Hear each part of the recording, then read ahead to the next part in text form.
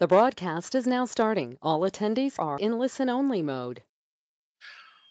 Well, good afternoon, good morning, good evening, wherever you are in the world. Welcome to our IFEES webinar series. And we're excited to have with us today Dr. Lisa Looney on a very important topic of concern to everybody. And so the topic here is game changer, women recognizing tech-based degrees as broad, fit for the future, and a place that they would be comfortable. Dr. Lisa Looney is the Executive Dean of the Faculty of Engineering and Computing in Dublin City University at Ireland.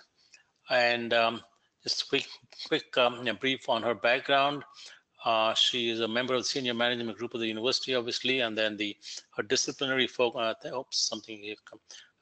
is mechanical engineering. She undertook PhD in Netherlands and also works as a researcher in New Zealand. Her research expertise includes materials processing, particularly biomaterials. She has a strong publication record and a very experienced doctoral supervisor research examiner. Lisa was the Dean of Graduate Studies in DCU from 2011 to 16, during which time she was active in European Universities, Association Council for Direct Doctoral Education, and took a leadership role in drafting the Irish National Framework for Doctoral Education. So we have with us a very experienced, seasoned professional. So it's over to you, Lisa. I'm going to make you the presenter. Okay, and I can just click show my screen and you will be on. Okay, thank you, Krishna. Sure. Thank you, and I hope everybody can hear me clearly. Yes, absolutely, yes. Okay, I appreciate the introduction and thank you very much for the invitation to contribute to this webinar series. I've prepared a number of slides relating to the topic that I want to talk about, and I guess at the end we'll have an opportunity to have some chat, maybe if you have some questions. I'm smiling at the idea of being introduced as a seasoned professional.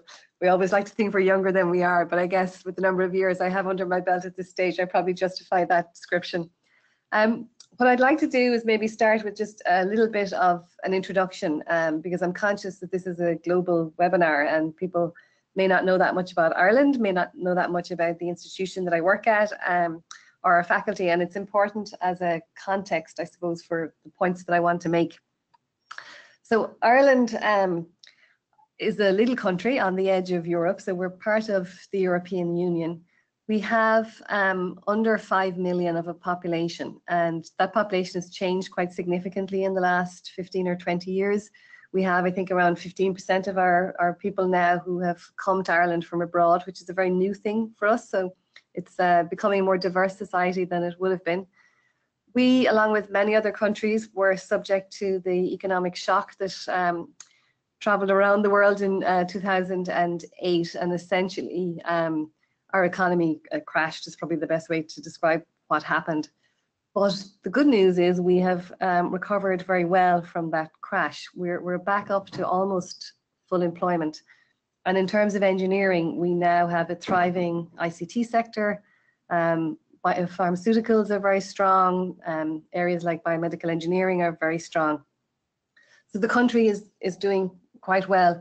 We are, or will be after Brexit, the largest English-speaking country in the European Union, which has obviously positives for us, but negatives in relation to us.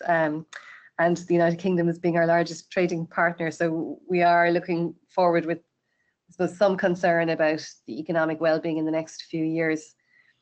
We have a very educated population. So the school system in Ireland is very strong. Teaching is considered a really important job. Some of our brightest kids go on to be school teachers. And we have a very high transfer rate of students from secondary school into universities. So as far as I know, across Europe, we have the highest proportion of people between mid-20s, mid-30s with a third level qualification, mostly with a bachelor's degree. And that's one of the reasons that global multinational companies situate themselves in Ireland. So as an engineering educator, I suppose we see ourselves as part of that ecosystem, part of a direct link to the quality and the health of the Irish economy. At the moment, we have, there's a number of indicators on your screen there, 9 of the 10 top global software companies have a base in Ireland. 9 of the 10 of the top 10 pharmaceutical companies in the world are based in Ireland. You get the idea here. We've 9 of the 10 top ICT companies. So our foreign direct investment policy has been quite successful. So the engineering environment in Ireland is dominated by those, I suppose, the culture, the work practices of those global multinationals. But for every foreign direct investment company job that's created in Ireland, we reckon there's about 8 jobs that are created in indigenous SMEs. So as educators of engineers, we're very conscious they're going into a mix of organizations. So it may be quite a small SME, but it's probably one that interacts with a global multinational. We have been ranked by Forbes as being in the top 10 most innovative countries in the world, which is obviously music to the ears of any engineering educator. There's very strong, coherent government policy behind improving and continuing to improve our innovation ecosystem. And you'll see there some of the activities that they've identified, that we've identified nationally as being really important. So some of you with a background similar to mine will look in there on things like 3D printing, robotics, but equally computing is quite strong, and computer engineering is a really important piece of our, I suppose, intellectual infrastructure in Ireland. And we've been investing heavily in things like data analytics and artificial intelligence as part of the, I suppose, the approach to making our economy very robust. So that's Ireland. It's also a very beautiful place. So if you've never been to visit it, can I extend an invitation? We have the most wonderful scenery and the most wonderful culture. Please do visit if you get an opportunity. So in that context, the university I work is called Dublin City University. We're a young university, so we have our 40th birthday next year. We're planning for that at the moment. And we're ranked in the top 100 of young universities globally in the Times Higher ranking. So the rankings have their faults, but I suppose we include this in our slides because it does give an indication of how far we've come in a pretty short period of time. I'm conscious there are universities all over the world starting afresh, brand new universities developing. It can be very daunting to see how you can compete globally. And we feel we've done that. We're the fastest growing university in Ireland. We're situated in one of the fastest growing regions of Europe. So the region just north of Dublin is growing in terms of its demographics. So at the moment we've 17,000 students and increasing. In terms of the type of place we are, DCU is set up with a strong focus on enterprise. So most of our programs, and certainly all of the programs in my faculty, have an industrial placement as part of the degree program. So usually it's in 3rd year, and it ranges from 8 months to 12 months depending on the program. So if you ask people in Ireland about DCU, they will know about that focus on enterprise and employment-ready graduates. We're an ambitious university, and I can say that because I've worked here a long time. We're very agile, we're very open to opportunities. It's not a place where people say to you, oh, we can't do that, or we tried that before. There's a lot of ambition here for growth and for continued excellence.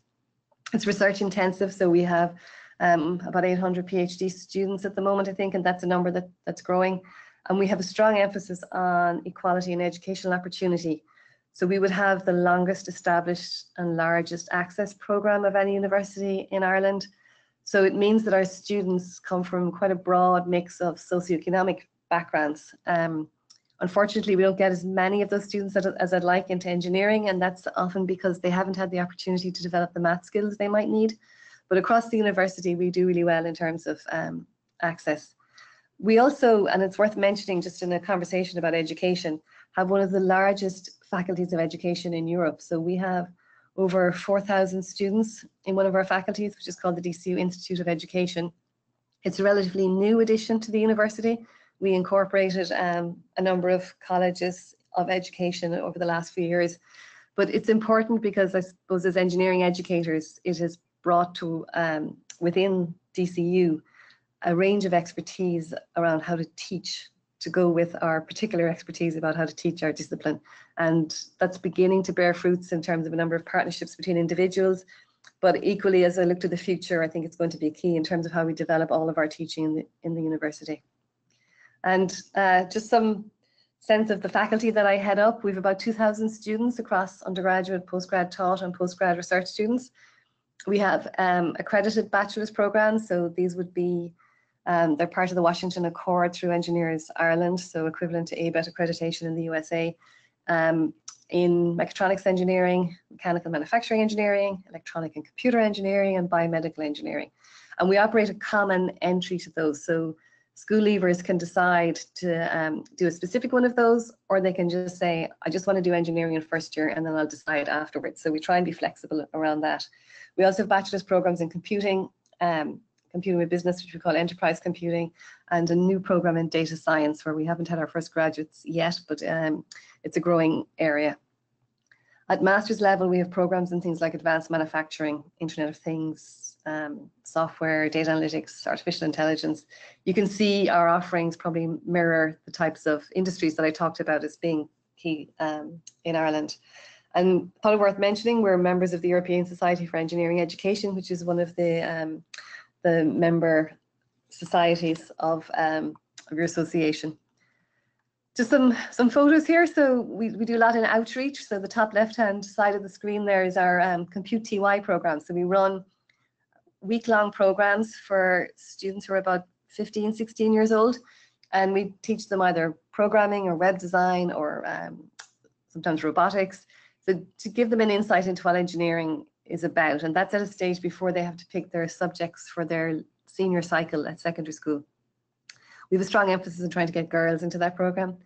The photo on the right there, I'm on the left-hand side of it with the DCU president and our Minister for Higher Education.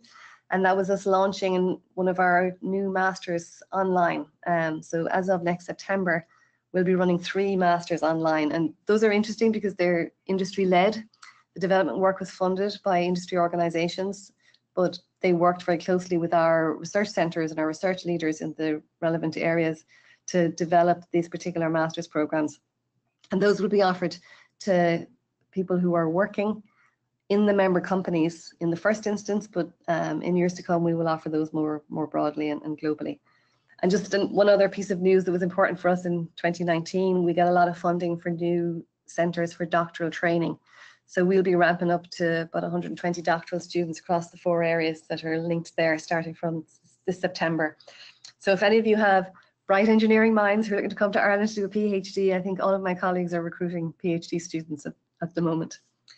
So I think Krishna has kind of covered off about me. I've been involved in engineering education for a long time. I've had an interest in the number of women in engineering, or the lack of number of women in engineering, for a long time. And I suppose I got to a point in my career where I'm looking back and thinking we need to do something differently.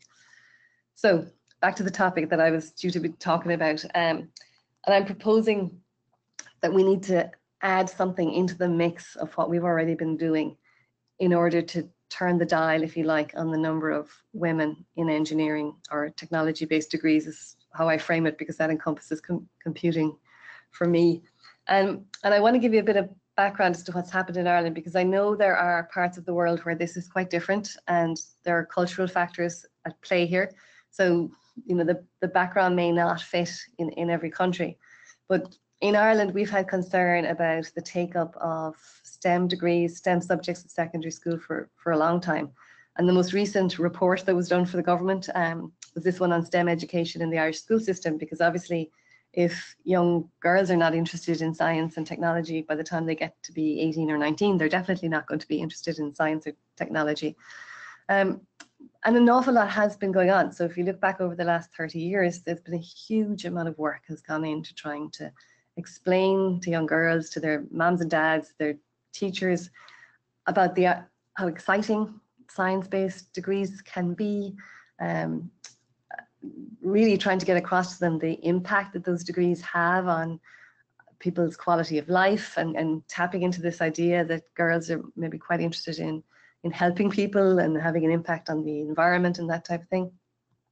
But if you look at the statistics for Ireland here, and the most recent dates I have, the breakdown of gender for, show that essentially we've plateaued in terms of participation by females in our ICT or engineering courses. So it's around 20% in the universities, if you average across those two. And it's been that for quite a while. So, you know, I studied engineering in the mid-1980s. it was probably about 11-12% then. It grew to about 18% over the 80s and early 90s, and it's pretty much plateaued there. There are pockets where you'll find higher numbers of young women, so our biomedical engineering degree would be an example of that. But if you look across the sector largely, we, despite all of the work, have not managed to shift the dial, which is why I'm proposing that there's something missing. There's something we're not doing yet. One thing we did in Ireland was to look at maths attainment, because obviously maths capability is an underpinning competence for something like engineering. And if you look back at my graph here, the blue one back to 2010, 2011, only about 15% of our school leavers took the higher level mathematics curriculum. So at age 17 or 18, only 15% of kids were picking the toughest maths courses. And that was largely, I think, because there was a perception that they required a lot more time than some other subjects. Our school leavers take 7 different subjects. So if you take a difficult maths course, the perception is that some of the other subjects might suffer because of that. And we have an integrated system for getting into university.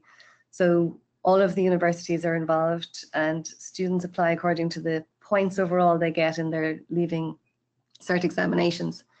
So we began to manipulate that system and added bonus points for maths. So we kind of recognized that maths was a key competency and that we needed to incentivize people to take maths. And you can see on that blue chart there that very quickly students responded, and we now are up at about over 30% of our school leavers who take the higher maths curriculum.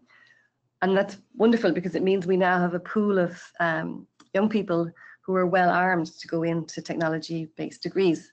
And the even better news is that over that time frame, we have not lost the women that were doing it, but they have also moved into higher mathematics. So, you know, we're close on half and half representation of those young people who are taking higher maths. And you'd expect that we would have seen an impact then in terms of the number of people looking to technology-based degrees. But unfortunately, we haven't. So they've done the maths. They now have the basis to take those types of degrees, but the girls aren't moving towards us in any higher numbers than they were previously. The other thing that's been happening in Ireland, I suppose, is that there's a very vibrant, informal structure of initiatives around encouraging all sorts of kids towards engineering. So we have various Coolest projects, we have Coder Dojo, which is a coding club, we have competitions, exhibitions, and a lot of those are actually focused particularly on girls. So we have organisations like IWish, Engineers Ireland are very active, BT are a very active organisation, and there are a number of others. There are lots of people analysing what's been going on, so I could wallpaper my office with reports about what's happening in terms of gender balance in STEM and what's not happening in terms of gender balance in STEM. So it's not for lack of people thinking about this issue or people being active. And actually industry is very active in Ireland in supporting initiatives related to trying to encourage more women into science and engineering areas. And I'm proposing, I suppose, that there's a flaw in our thinking to date, and I'm basing this largely on my experience in the classroom with the engineers that we have. If you look at the engineering cohort at a university, so we've about 20% female. And there's kind of this idea of the missing young women, those people who we haven't convinced about how exciting and interesting engineering is, and if only they knew, then they would have picked it. And there's a lot of work done to try and increase the number of young women who think just like those ones who did pick engineering.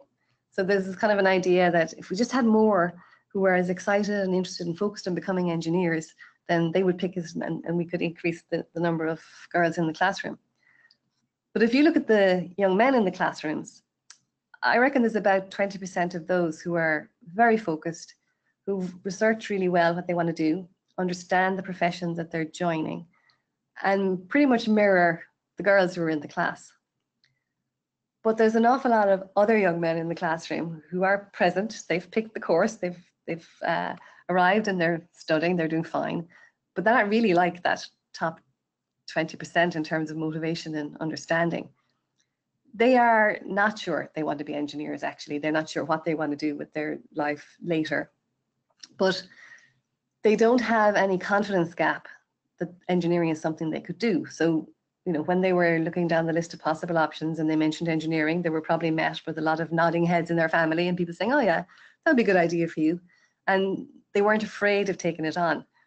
So they're supported in a way by a positively gender biased view of their own competence in relation to something like engineering or computer engineering. And they also largely have a higher tolerance of risk. So they're not as concerned as many girls leaving school are about getting the wrong answer or being shown up by not knowing everything. And equally, if they come from a family that doesn't have a lot of science capital, so maybe mom and dad don't know much about science, it's quite likely that nonetheless, mom and dad would be supportive of them picking an engineering option. And what I think is that we have actually a missing cohort of girls who are not like the 20% who turn up, but who are actually more like those boys. And what we want is for those to pick engineering because they don't know what they want to do, despite the fact that there is a confidence gap in terms of their ability to do it, despite the fact that there may be a negative gender bias in their case in relation to their competence to pursue the course, and despite potentially a perceived high risk of this course, and despite the fact they may come from a family where there's low science capital. So what I'm proposing, I guess, is that you can only get a certain proportion of young women excited enough about engineering to be absolutely sure it's what they want to do. But that's not the mix that we have across boys. Across young men, we have a much greater mix. Many of them are very unsure and they pick engineering anyway. We need to try and encourage young girls who are very unsure but pick engineering anyway. And I suppose that involves recognizing that most 18-year-olds don't know what job they want to get or what profession they want to pursue. We see that in our statistics in Ireland. Most popular courses are things like business or arts and humanities. Those are broad-based courses where people are deferring for a number of years the option as to what particular job that they're going to go into. So my proposal is that we need to reframe engineering a little bit, because we push a lot the idea that it's a profession. There's actually a lot of our status wrapped up in the fact that it is a profession and a very specific role and job that one would do.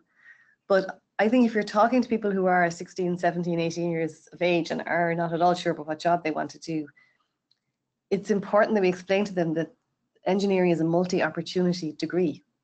And upon it, you could build any sort of career, particularly given what the future is bringing in terms of a dependence on technology. And if you think back, business did this quite successfully. So in the early days of business, you were going to become an accountant, or you were going to become a HR specialist. And it was sometime later that this idea of a broad business degree happened, and students flocked to business as a general broad degree, and there are hundreds of thousands all over Europe. So I suppose what I'm proposing is that we consider reframing our degrees and getting that message across that actually it's the type of background that could take you anywhere. Because I propose that young men seem to understand this better than young women do at the moment, certainly in Ireland and certainly in my experience.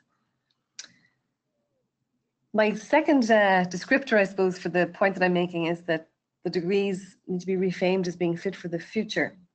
And we need to do a lot of work about how perceptions might be changed around where the opportunity lies for young men and women in choosing their courses. We know that the future of work is changing. And if your country is anywhere like mine, there have been conferences and meetings and reports and scaremongering and lots going on about how we're all going to live much longer and artificial intelligence is going to change everything. And some of that's very helpful, and some of it is important to be heard, I suppose. What is, I suppose, undenied is that careers of the future are going to change, and they are going to be technology infused, they're going to be technology enhanced, or they're going to be technology enabled. And if engineering was a degree program that could take you anywhere in the past, that is absolutely even more true now as we look to the future, because a technology background and understanding of data and understanding of systems and understanding of being able to analyze and move from the big picture to the small level detail, and to do deep dives, all of those characteristics are going to be so important in every single career, no matter what area it is in. And I think that many young girls, their parents and their teachers are poorly informed and have a perception of opportunity that is actually not the full picture. And they don't understand that a background in technology will open doors that they simply would not have access to in any other way. And that the proportion of opportunities through which you will need to go through that kind of a door are only going to increase. In order to address this, colleagues in the university here have begun to try and get the message out. This is an example of a booklet that we did to give to guidance counsellors at school level and to make available to parents and to students about how science, technology and engineering are transforming the careers of the future. So it's a little booklet. I've put the URL there in case anybody wants to have a look at it. But it's not specifically aimed at girls, but you'll see there's a lot of positive female role models scattered throughout. So we are trying to get the message across. But really the main message is to say a technology-based degree will open the door for you to many, many careers. And it is through that door that the opportunities of the future lie. The last phrase that I used was about young women feeling more comfortable in this particular degrees. And I don't mean to imply that those women who pick engineering are made to feel in any way uncomfortable in the courses when they pick them. But I do think that there are a lot of girls who look at engineering and just don't feel like it's for them. And I think that's more about perception of risk than it is about the culture of, or the environment that the teaching happens in. I don't know if many of you may have seen that there's a video doing the rounds about how we teach our girls to be good and we teach our boys to be brave. And I think we could probably do more about teaching our girls to be brave and to be happy to get things wrong and to learn from that and to try again, because engineering is all about that. It's all about having an open mindset and being able to look at various options of solutions and evaluate them. But if you just want to be right all the time and be praised by the teacher, then that kind of activity is quite scary to you.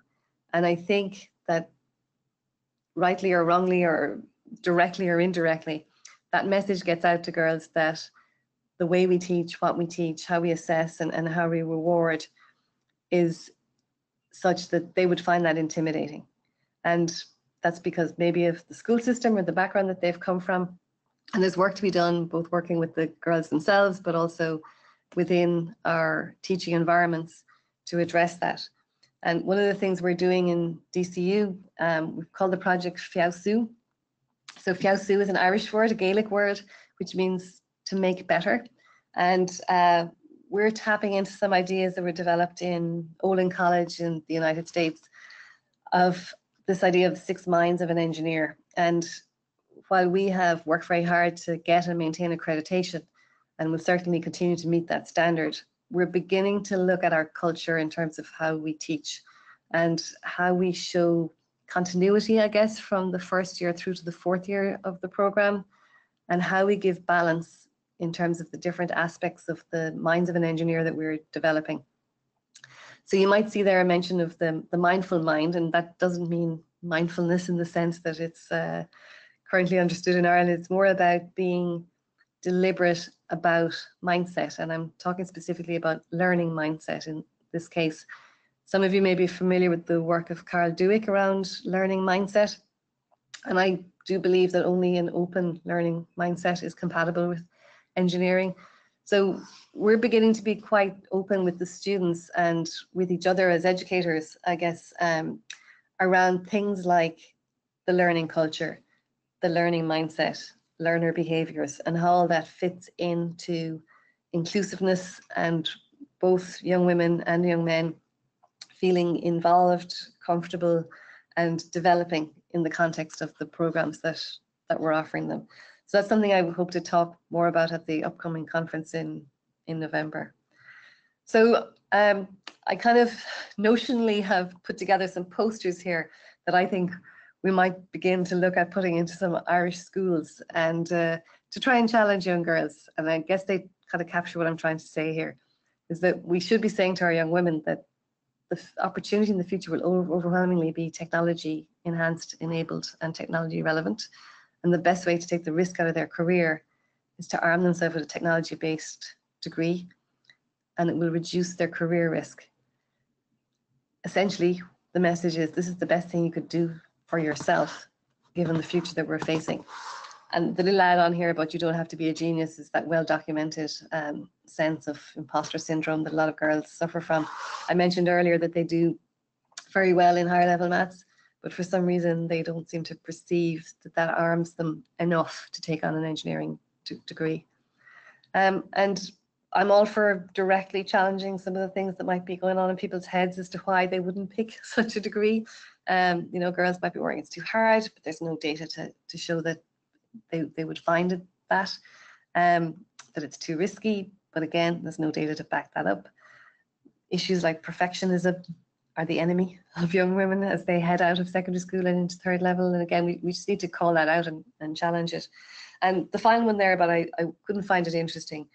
That's the one that we've been focusing on, I suppose, as promoters of engineering degrees, but mainly only that. And I think it's part of the mix, but it's not enough, and it's not enough to change the dial or be the game changer, if you like.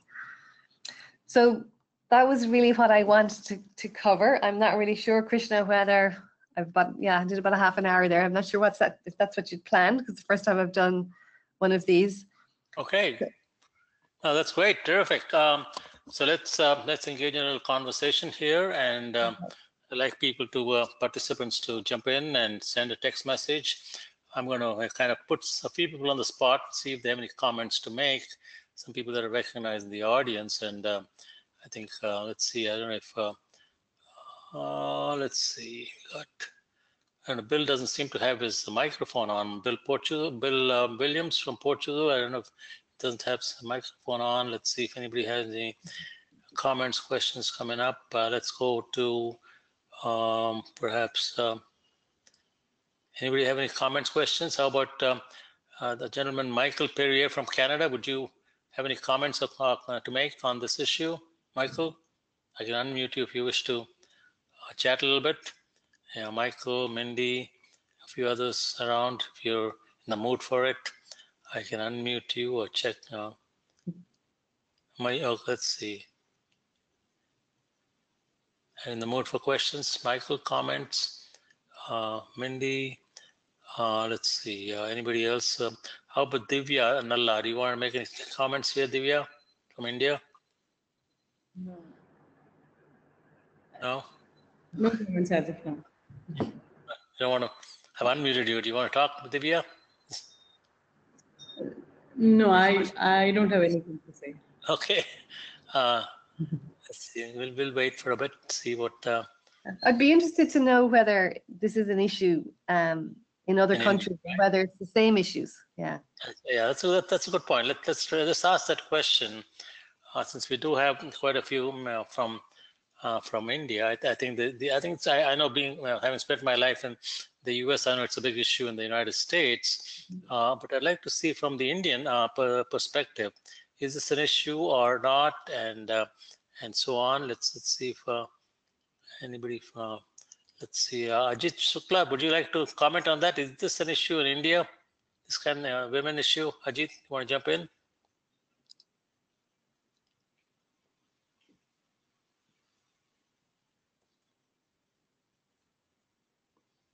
People are shy. Anybody want to just say yes, raise your hand and want to comment? Ajit, I've unmuted you if you want to do that, something like that. Let's see, who else would like to get a chance to chat? Looks like we got a whole bunch of shy people today. Huh. Jorge, how about Mexico? You have any problems like this in Mexico, Jorge? Oh. Okay. Let's see, questions that come in. I think Ajit, let's see, is that what, okay. One Yadaguni Srinivas has said, what are the opportunities we have for women in doctoral programs? How do you see that? Well, in Ireland, the number of women is actually higher, the proportion of women is higher in doctoral programs than it is at undergraduate level. And that's because we recruit doctoral students from all over the world. So we benefit from countries where there are higher numbers of women coming through the undergraduate programs. Now it's still about 30%. It's not half and half or anything like that. So I think the transference from undergrad or masters into doctoral programs is quite good. The issue that I see here, we have about half of our staff are research staff. So we have a lot of postdoctoral researchers, research fellows, and in Ireland, a lot of investment is going into doctoral programs with a view to those graduates working in industry rather than working in academia. That transition is happening quite well, but I do see that I think a high proportion of the women get stuck in that postdoctoral phase. So they get their first postdoctoral position and they might be in their late 20s, early 30s. They get a second one, they're getting to their mid-30s and they might be beginning to think about having a family. And they don't have security of tenure, either in the private sector or in the university sector. And I see a lot of them leaving engineering, leaving science, and becoming research support officers, research administrators, research policy developers, but they're getting out of being researchers. And it seems to be just that stage of life that they're at and the particular career trajectory and the lack of security that happens in that phase just post-doctoral work. And that's where we're losing a lot of women.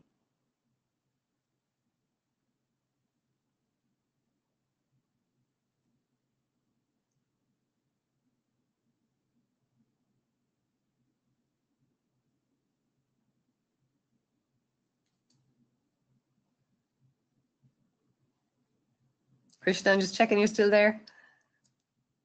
Well, yeah, there are more questions have come in. I'm sorry, I got muted by mistake.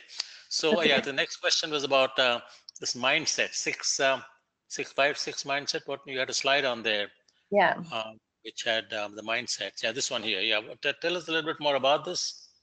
So this is work that came out of Olin College, which is some people may be familiar with it. It's just outside Boston in the United States, and it's a college that was set up specifically to look at engineering education. I visited a number of times, and some of my colleagues have gone there. And there's a book called A Whole New Engineer, which is what this is taken from. And I suppose that the premise really of it is that we need to teach in a different way in order for learners to behave in a particular way. And it's about getting away from the chalk and talk approach, the didactic approach, to a much more kind of coach on the sideline approach. But equally, they emphasize a lot the importance of culture, the learning culture in a particular institution. So what we're trying to develop in our FIASU project is to look at each of these 6 minds. And one of the things in curriculum design that can happen when you get a whole lot of engineers together is that there's a primacy around that analytical thinking piece, the one that's at the bottom part there of the graphic. We all know what we mean about that. We all know about the exercises the mental exercises we put the students through as they go from first year through to fourth year. And there's a huge amount of rigor applied to developing analytical skills of the engineer. What's often not the case is that same level of rigor is not necessarily applied to developing the other 5 minds that are up there. So we teach design, we tend to teach it in quite a particular way. And I think there are huge possibilities to work in an interdisciplinary way to develop the design mind. What we're working on is a number of sets of frameworks of competency levels for each of these minds. And of course, the analytical one is easy because people filled it in with what we already have on the course here. But if you take something like the linguistic mind, the simplistic approach to engineering education is you talk about communication skills, and then people talk about, PowerPoint presentations or doing the type of thing I'm trying to do now. But it's so much more broad and more deep than this. if you think of it as a linguistic mind and all the things that relate to that, it's about performing through natural language. And that includes reading, it includes writing, speaking, listening, but also higher level skills such as negotiating, convincing, arguing. Excuse me. And what we're trying to get away from is an approach whereby, you know, communication involves, let's say, PowerPoints and reports, but that the students get caught in a kind of a loop whereby they're doing a bit of, you know, presenting and a bit of writing reports in first year and second year and third year and fourth year, but they're not really moving up the value chain in terms of that particular dimension of their ability as an engineer. And what we're trying to do is develop a framework to be much more rigorous about how we develop those skills and more connected across the curriculum. So rather than leaving it as, you know, somebody teaching applied mechanics might be looking for a report, and somebody doing fluid mechanics might be looking for a report, and somebody doing something else. And they might all ask for the same thing and not actually correlate how the standard they're looking for, how they're assessing that. And it may not be progressing very much between second year and third year, for example. So for each of these minds, we're kind of deconstructing the course and looking at each of those, developing competency frameworks and developing, I suppose, a partnership with the students about mastering these particular minds. And it's making them more partners in the learning rather than us handing down nuggets of knowledge that we have to them. Because in an age where information and facts are available at their fingertips, you know, they just look up what they need to know when they need to know it, or how to do a particular equation or calculation. We need to think differently about what it is they need to know at the end of their degree program, their bachelor's program in engineering. Okay, let me check. Mindy, you had a couple of comments. Would you like to just ask them yourself, or should I read them out? I've unmuted you. Want to jump in? Or I can read them out if you prefer that. You said the, let's see, Mindy says, fascinating presentation. Please say more about the bonus for students in secondary school to take higher math. What was the bonus? Oh, okay. So in secondary school, our students take about 7 subjects. So most kids take Irish, which is our native traditional language, Irish, English, mathematics. Usually they take a foreign language like French or German or Spanish or something like that. And then they have 3 subjects that they pick. So, you know, somebody heading towards engineering might pick physics, maybe music, and maybe art or something like that, business perhaps. So they have 7 subjects. And in order to get into university, their 6 best subjects count. And every grade in a subject gives you a certain number of points. So if you get an A in a subject, it's so many points. If you get a B, if you get a C, if you get a D. So points are calculated for their 6 best subjects. So what we did with mathematics, because there was this perception that it took more time and effort than other subjects, is that we added a bonus points of 25 extra points at every grade for mathematics. So even if you just barely passed the higher course, because you got the bonus points, that was worth more than a very high performance in the lower level course. So what had been happening previously was kids who were quite able to do the higher level course were picking the easier course, doing well in it and getting points. But the difference between that and taking the higher course was marginal, so they didn't want to take the higher course. But now we made the difference significant. So it incentivized people to take the higher curriculum, even if you just thought you were going to pass it. You got those extra 25 points and it made you more competitive for whatever university course that you wanted. Because we have this centralized system, if you take engineering in DCU, for example, we just got the data today. The 1st of July was the closed off date for applications for next year. So we now know how many kids have put engineering in DCU as their first choice. They're competing against one another. So when their exam results become known in the middle of August, the top collection of people will get the number of places available. So it's quite a competitive thing. So to have these bonus points in mathematics is a large incentive. But the problem was they were doing it for the points. They're not then realizing that they now have a really good background in maths, and it opens up new choices for them in terms of what they might do. So they're getting the extra points in maths, and then they're going off and doing business or law with it.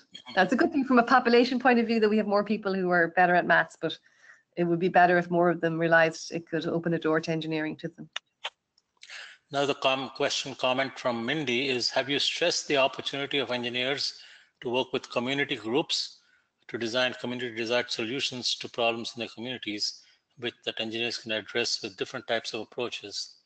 Yeah, we haven't yet, but it is something I'm going to look at. I think at the moment our emphasis is on things like the sustainability goals and the challenges around that. So the university does have a strong link to the community and a community research program. It's interesting, a lot of the projects that come in from the community are feasibility studies and the like. I did visit Arizona State University, where we have an institutional partnership with them last January, I think it was. And they were very involved in a number of community groups who came with technical challenges. So it is something that we're planning on integrating into our first year program in particular. What we're trying to do is comment from, yeah. Go ahead. Now I was going to say, one of the things we're trying to do with our curriculum renewal is not change bits here and there. We're actually trying to get an integrated kind of overview and some principles across the whole of first year that we will then drive into the particular modules rather than tweaking things. So some changes I've held off on until we have the full plan developed in terms of our first year.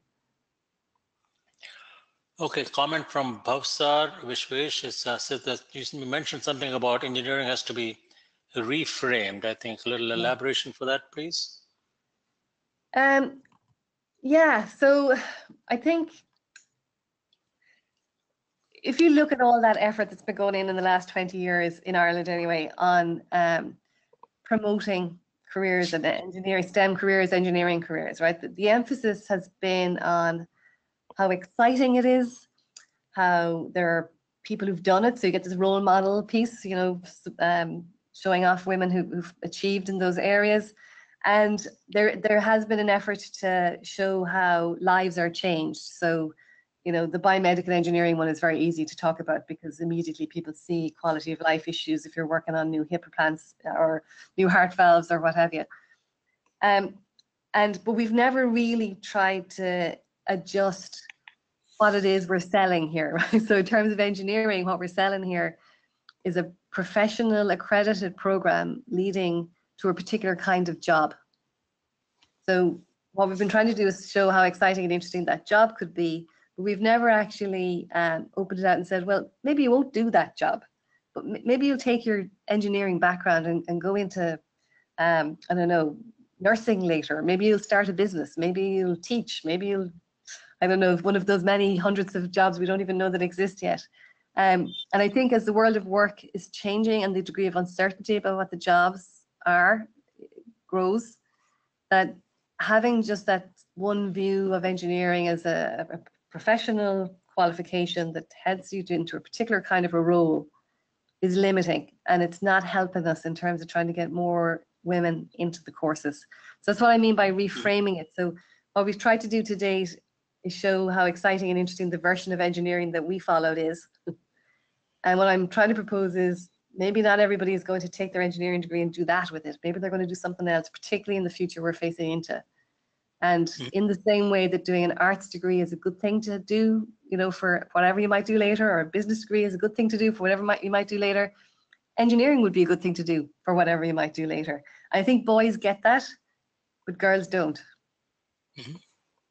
Okay. Not much. Very practical question from one of the participants. Yeah. Are there opportunities for PhD for Indian students from India? Yeah, we're expecting university. Yeah, we're expecting to have great difficulty in filling all of these PhD program spaces. So just to give you a sense of it, the Irish government announced a scheme earlier this year. They've set up 7 centres for doctoral training. We are aiming, I think the €100 million was the overall investment, which is very significant on a global scale. We are not going to fill those PhD places with Irish people. We just won't have them. So the centres are all currently actively recruiting for students to start in September. But we will have Okay. schemes starting every September from now for the next 4 years. All right, send in your applications, folks. Okay. Comment from Bill Williams. He's having problems with the mic, that's why he couldn't respond. Oh, okay. A welcoming environment for young women in engineering. You've talked about how we can make it more attractive to girls and parents. What do you suggest to make civil and mechanical departments believe we need girls in these fields? That's a very interesting question, and it goes back to this question of culture. I just went to the trouble at the beginning of the presentation to describe Ireland and our economic context, because the skills shortage in Ireland is a very real thing. And we are not graduating, like I could graduate twice the number of engineers I'm graduating, and they would go into jobs in Ireland. So there's a very, very strong industry imperative to increase the number of graduates in Ireland, and that translates very fast to anybody who looks out at a classroom that is an imperative to increase the number of females in our classrooms. So actually, I think in Ireland and in Dublin in particular, there's a very strong acceptance across the academic community that this is an issue. But I have worked in other places, and I know that it's not always, it's kind of seen as lip service to political correctness, and that there isn't really a belief necessarily that we're losing out in any way by not having as many women. That can be very difficult to challenge, and I've always been a bit afraid of the economic argument of basis for encouraging young women into classrooms, because as soon as the economy tanks, then people who think they shouldn't have been there in the first place kind of think, oh well, that's fine now, we don't have them here, and that's a good thing. For me, the way I look at it isn't so much about the industry demand, it's about the limitation not being in an engineering classroom puts on a particular girl. So we are not doing right by our young women by, in one way or another, whatever way we're doing it, unintentionally or whatever it is societally, putting barriers between them and the amazing thing that a technology-based degree is. I've seen among my own colleagues, I think, as people have daughters of their own, they get a greater understanding of that side of it. The fact that, you know, they see potential in their own daughters and nieces, and see how the fact that they're not even thinking about engineering is limiting them. But I do accept it can be very difficult if you have a department where there's no female member of staff, or there's only one. It can actually be very difficult because people don't like change generally. And one of the things I'm conscious of is this talk is about women, but the data also indicates that probably people from the gay community are less likely to pick technology-based degrees. They feel they might be less welcome there. There's probably a lot of other dimensions to diversity, where if you look at an environment that looks to be largely male, is largely unwelcoming to a particular perspective. So I do hope that any of the things that we're doing here with a view to encouraging more girls into engineering will also encourage more kinds of people of all different types, different socioeconomic backgrounds, different sexual orientation, different career aspirations, just different, because it'll make it better. How much specifically civil and mechanical? I think that's what Bill was talking about compared with other disciplines. Is there a different there are different, and when I look at our programs, the difference between mechanical and biomedical is stark. So one year, I think we had 70% of the class were females in biomedical. And it's not that unusual in mechanical to have no girl. And if you think about the overlap, because the version of biomedical that we teach is quite heavily design orientated, the overlap in terms of what they're learning is very significant. But the difference is their perception of what you do with that degree. And the biomedical ones, they can see immediately there's an impact. So how do you get them to see that mechanical also has an impact? I don't know if that's a battle that can be won. I actually think the fight we should be fighting is to say, do a mechanical degree because you really will understand systems if you do. And understanding systems is going to make you ready for whatever job you're going to do afterwards. So that's kind of my point, is that we're not going to turn a whole load of more girls into people who want to be mechanical engineers. But we might be able to sell mechanical engineering in a different way in terms of what it teaches you to be able to do. And you know, for those of us who love the fluid mechanics and the mechanics and everything that goes into creating a mechanical engineer, that's difficult because we're used to, you know, wanting to produce engineers. But it should also be okay if we invite people into these courses or encourage them into these courses with a view saying, you know, we understand you may not do that with this degree later, but the way you will think and the way you will problem solve and the way you will approach data and systems at the end of this course will arm you for whatever career that you decide to go into or whatever sector you decide to go into. Okay, great. We need to switch gears for a couple of minutes. We're going to run out of time soon. I'm going to take over the presentation because I need to do a little bit of a commercial here for your conference in Chennai that you're coming to in November. So I'm just take a couple of minutes on that, and if there's any 1 or 2 questions left, I'll come back to that in just a minute. So I've taken back the screen, and I think you can see the website for WEEF 2019. This is the World Engineering Education Forum 2019. This is the 9th one. The main organizer of this is the International Federation for Engineering Education Societies, which is a global organization of societies of engineering education all over the world, and it's been around for more than 10 years. And I think this is going to be the 9th forum of this type. Almost 700-800 people from around the world get together to talk about all the exciting things to do related to transforming engineering education. And the theme for this particular one, this year it's in India, Chennai. Last year it was in Albuquerque, New Mexico. The previous year I forget where it was, but all over the world it moves around. And next year it's going to be in Cape Town, South Africa. This is the theme on this one is disruptive engineering education for sustainable development, which is on top of everybody's minds, obviously. 13th to 16th November, and there's a beautiful hotel in downtown Chennai, ITC Grand Chola, and the deadline for submission of abstracts has been extended. So if some of you have been seeing the website earlier, it was June 30th. We decided to extend it by a month, so you have plenty of time to think about it and submit abstracts. And there's more details in here as you go in there, and all the papers that have been accepted and reviewed will end up in the in the index citation indexed Scopus indexed Elsevier proceedings, and then we do have a for those of you who might not have visited India often enough and might be interested in doing some sightseeing, we do have some special tours which take you to the Taj Mahal immediately after the conference on the 16th, 17th, 18th, depends on how many days you want to spend. A couple of different packages, lots of information on here with information about the invited speakers such as Lisa will be there, and Bill Williams too from Portugal and others. Just want to encourage you folks to come join us, and I think it'll be a lot of fun.